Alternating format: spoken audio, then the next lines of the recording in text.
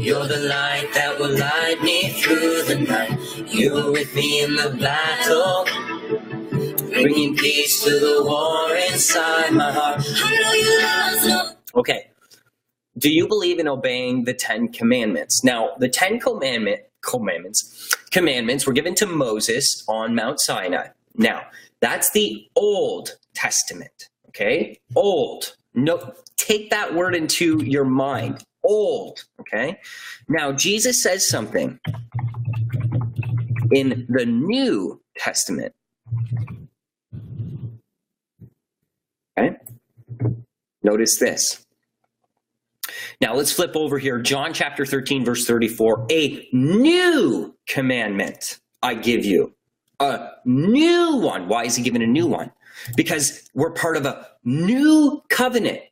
Now, does that mean that we go and be lawless? No. Don't you dare try and twist me and try and make me sound like that's what I'm saying, because that's not what I'm saying. Not at all. What I'm trying to tell you is that you need to comprehend covenants. We're in the new covenant. We have this going back to the old, okay? I'm not saying to be lawless. What I'm saying is Jesus said new. So if I had an opportunity to receive a new car from Jesus or an old one, okay, to replace what I have right now, what would I take? Would I take the old? The lesser, the new and better and more improved is what it is. So let's go ahead and see what he says here. Okay, he says, a new commandment I give to you, that you love one another, just as I have loved you. You also are to love one another. And by this, all men will know that you are my disciples. Okay, and so the new, and the thing is, let me find the verse here.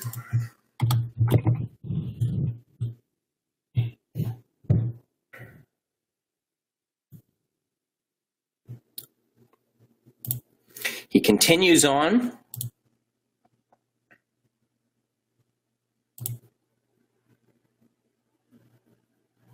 The entire law hangs upon this. Okay, so the thing is, Jesus, the old it's a shadow. If you look at what it actually says, it's a shadow of things to come. And so, for example, in the old law, what did it say? You shall not commit adultery. Right? Jesus has come in the new, and he set it up even more. So don't try and say I'm trying to preach lawlessness here. In fact, I'm preaching a higher level than the old law. Because in the old law, it was just don't commit adultery. Jesus now comes in the new with the New Testament and the new elevated standard. And he says, even if you look at a woman with lust and you're married, you've committed adultery in your heart. So what does the new covenant do? It elevates everything to a higher level, okay? So don't get tripped up with these Judaizers, these Hebrew roots, fallen from grace heretics who do not want to walk into the new covenant. They want to go back and focus on, oh, what day do I worship on? Is there yeast in my home? Does a man need to circumcise himself? Should we eat bacon? Should I put tassels on here? All stupidity. That's falling from grace. Literally falling from grace. Those of you who have done that, the Bible says you have been bewitched. It happened to the church of Galatia. They started out in faith and then they went back to the old. Okay? We are in the new covenant. Why is it called new? And it has new commands. And you guys, okay, I'm in the new. I accept Jesus by faith. But you know what? Let me go back. That's called falling from grace, buddy. And do you know what the difference is? Do you see about the elevation? And what did Jesus say to the Pharisees? What did he tell them? He says, you guys take little things, moles, you ever hear the expression making mountains out of molehills? That's what this Hebrew roots heresy does. Because let me tell you, those of you that are obsessed about your pork, whether you eat pork or not, whether that's lawful, Jesus says it's not what goes into a man that makes him unrighteous, but it's what comes out. Those of you who are talking about circumcision and women wearing headdresses and all these things, you have taken what is supposed to be little and turned it into a whole ministry, a whole obsession. That's falling from grace, brothers or sisters. You're supposed to be concerned about your heart. Your heart's what matters. It matters more what comes out of your heart. The Apostle Paul rebuked this hard back in the day. Okay, James and Lee D they're falling from grace. I'm sorry, we're gonna have to go through that. It's insane what they're doing over there. I love them, but that is false. We are the New Testament church who do not go back to the old, because the Messiah has come. All the law and the prophets hang upon the new 2 commandments. This is all you got to do. Focus on loving God and loving others, and that's hard enough. Are you kidding me? That is a hard enough mission. That's a big enough mission to stay focused on. Okay? So the Pharisees, I should go. I feel like the Pharisee man should join us here.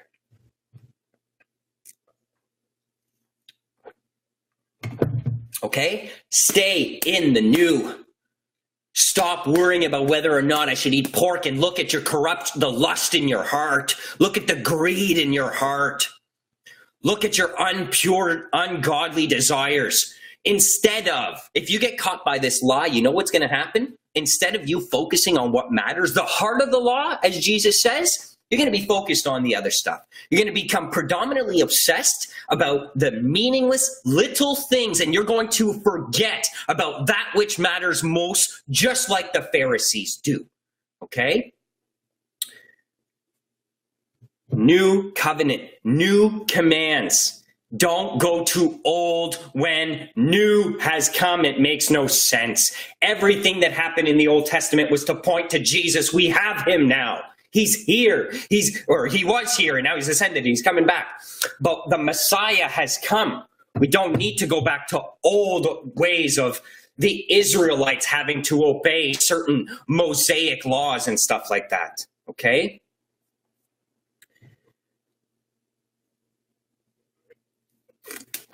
Entire YouTube channels that care about people's diet, whether they eat pork or not, what day that they worship on, and all this nonsense. My brothers and sisters, check your hearts. Mine's corrupt. I'm not going to focus on pork, what day I work, because guess what? I'm going to be real with you, bud. Okay? My heart needs focusing on. What matters most is if I love God and love others. And that task is difficult. It's hard to love God with all your heart, and it's hard to love others, and you can't do it by focusing on the old little stuff. Okay? We now can live empowered lives. They couldn't. Back then, in that covenant, by the way, they did not even have a transformed heart. There's a prophecy in the Old Testament about when the New Testament comes, we're going to have a heart of flesh. They had hearts of stone. Okay? We are in the new. Stay there. Stay there, and don't let anyone let you fall from grace. There's Judaizers and legalists, and they're tricky because they'll tell you that they believe in justification by faith. But then they judge you.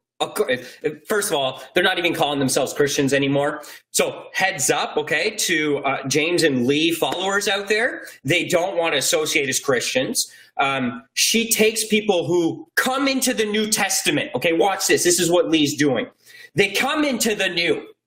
And then Lee in her little group with her head covering starts to focus and obsess over these little minuscule things. And they start to be, because she's their leader, they're like, well, this must matter. Instead of focusing on their hearts and their corruptions.